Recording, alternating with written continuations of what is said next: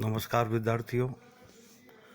पिछले वीडियो में हमने राजनीति और प्रशासन संबंध के परंपरागत दृष्टिकोण यानी कि राजनीति प्रशासन के दायित्व भाव दृष्टिकोण पर अपन ने चर्चा की थी।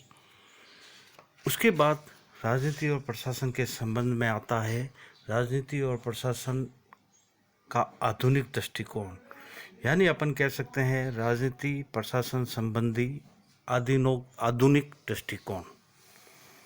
विद्यार्थियों, द्वितीय विश्व युद्ध के बाद इस प्राचीन अथवा परंपरागत दृष्टिकोण को अव्यवहारिक माना जाता है।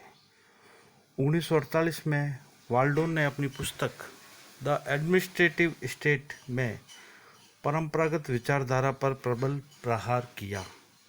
पॉल एपलबी ने अपनी पुस्तक पॉलिसी एंड एडमिनिस्ट्रेशन में कहा कि सरकार के सारे शासन का संबंध राजनीति से होता है, अतः नीति का निर्माण केवल उच्च स्तर पर नहीं अपितु सभी स्तर के पदाधिकारियों द्वारा किया जाता है।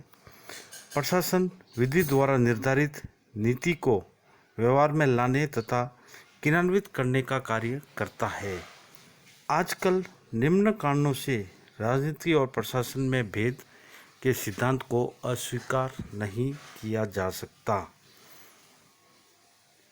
पहला है प्रशासन का नीति निर्धारण में सक्रिय हाथ।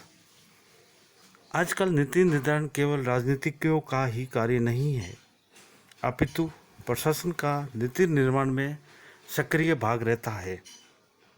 नीति निर्धारण अवश्य ही मंत्रियों द्वारा किया जाता है, परंतु बिना प्रशासनिक अधिकारियों की सहायता के वे यह कार्य संपन्न नहीं कर सकते। नीति निर्धारित करते समय मंत्री यानी राजनीतिज्ञ मंत्री प्रशासनिक अधिकारी वर्ग से परामर्श करते हैं। कानूनों तथा नीतियों की सफलता अथवा असफलता प्रशासनिक अधिकारियों के परामर्श पर ही निर्भर करती है। एपलबी ने कहा है कि नीति का निर्माण ही लोक प्रशासन है। फिर आता दूसरा पॉइंट, राजनीति प्रशासन का दूसरा पॉइंट आधुनिक दृष्टिकोण का प्रदत्त व्यवस्थापन। वर्तमान समय में प्रदत्त व्यवस्थापन के कारण भी प्रशासन और राजनीति समीप आने लगे हैं। अत्यधिक कार्यभार, कानूनों की जटिलता तथा संकटकालीन स्थिति का सामना करने के लिए अधिकांश विधान पालिकाएँ विधेयकों की केवल रूपरेखा तैयार कर देती है, उन्हें प्रशासनिक अधिकारी ही विस्तृत रूप देते हैं। कहने का मतलब उन अस्थिपंजर कानूनों को रक्त मांस प्रदान करने का कार्य करते हैं। प्रदत्त विधान के संपूर्ण धारणा राजनीति और प्रशासन के विभाजन को अर्थहीन सिद्ध कर देती है। फिर आता है तीसरा पॉइंट, राजनीतिज्ञों की व्यस्तता। आजकल राजनीतिज्ञ मंत्री और विधायक काफ़ी व्यस्त रहते हैं। उनका अधिकांश समय राजनीतिक गतिविधियों, दलीय राजनीति आदि में नष्ट हो जाता है, जिससे उन्हें शासकीय नीति के लिए चिंतन मनन का समय नहीं मिल पाता, जिससे विधि निर्माण के इस कार्य के लिए संबद्ध सरकारी विभागों की सहायता पर निर्भर रहते हैं। इस प्रकार राजनीतिज्ञों द्वारा तथाकथित नीति निर्माण का अधिकांश कार्य प्रशासन द्वारा किया जाता है।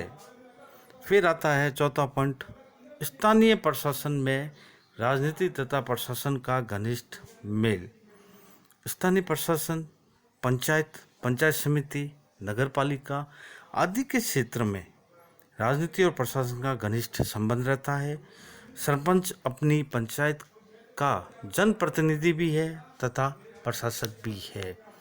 अतः यह कहा जा सकता है कि लोक प्रशासन और राजनीति एक ही वृक्ष की दो शाखाएं हैं।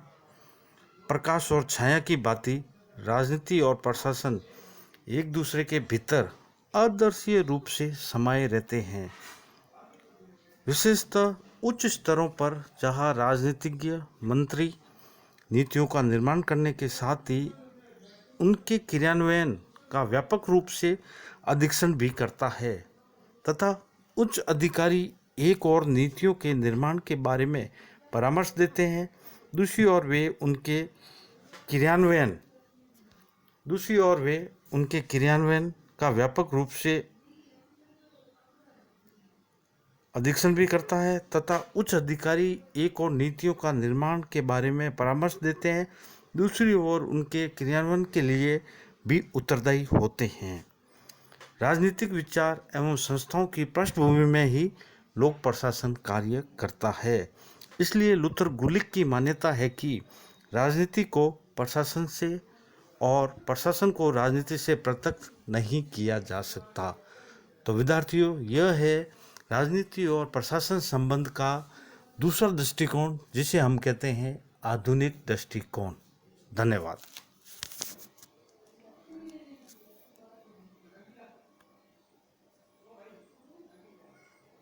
टंकी खत्म, गुरु लिया से।